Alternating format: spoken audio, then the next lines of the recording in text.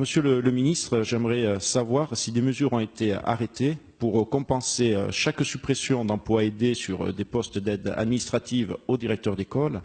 Et enfin, j'aimerais connaître l'état de votre réflexion sur la création d'un statut de personnel de direction pour les professeurs assumant cette mission dans le premier degré.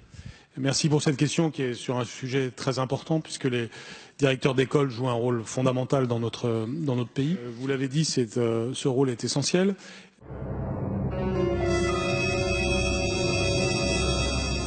Il correspond aussi à une tradition de notre école où il y a un professeur parmi les professeurs qui accepte cela.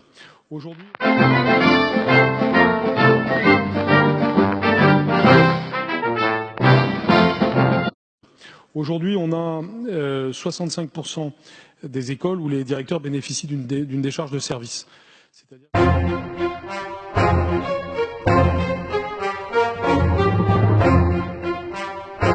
C'est-à-dire qu'on a 29 828 directeurs qui bénéficient d'une décharge de service sur 45 877. Cette décharge de service permet d'exercer un certain nombre de responsabilités.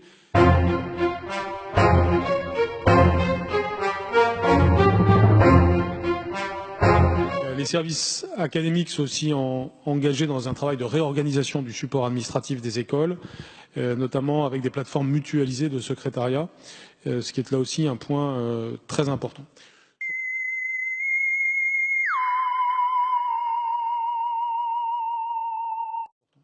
Sur le plan de la compétence des directeurs d'école, il est important aussi d'insister sur l'effort que nous faisons en matière de formation initiale et continue, avec notamment à la fin de la première année d'exercice, le fait de bénéficier de 3 jours supplémentaires de formation.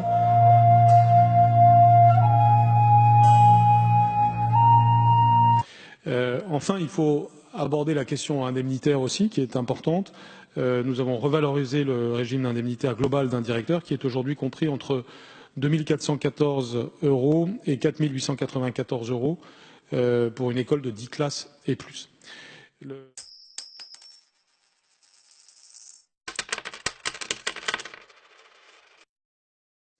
Enfin, s'agissant des perspectives de carrière, l'inscription au tableau annuel d'avancement pour l'accès au grade de la classe exceptionnelle des professeurs d'école est donc ouverte lorsqu'on exerce cette fonction.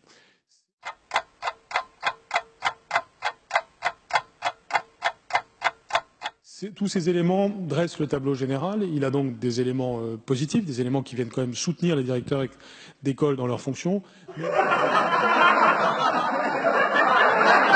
Mais il y a évidemment des progrès à faire et vous l'avez dit.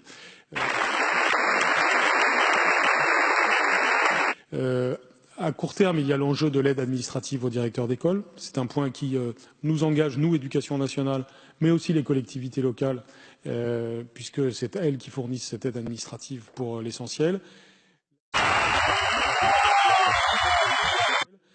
La situation dont nous sortons n'était de toute façon pas très satisfaisante parce que les contrats aidés, sur ce sujet comme sur d'autres, ne correspondaient pas en réalité aux véritables besoins.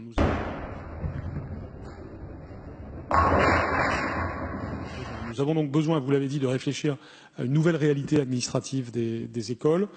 Ce dossier va être ouvert dans les temps qui viennent. Parmi les inspirations que l'on peut avoir, et je reçois beaucoup de responsables de collectivités locales qui font des propositions dans ce sens, il peut y avoir l'idée d'avoir une vision administrative articulée entre le collège et l'école, si l'on veut avoir plus de robustesse administrative du côté de l'école primaire.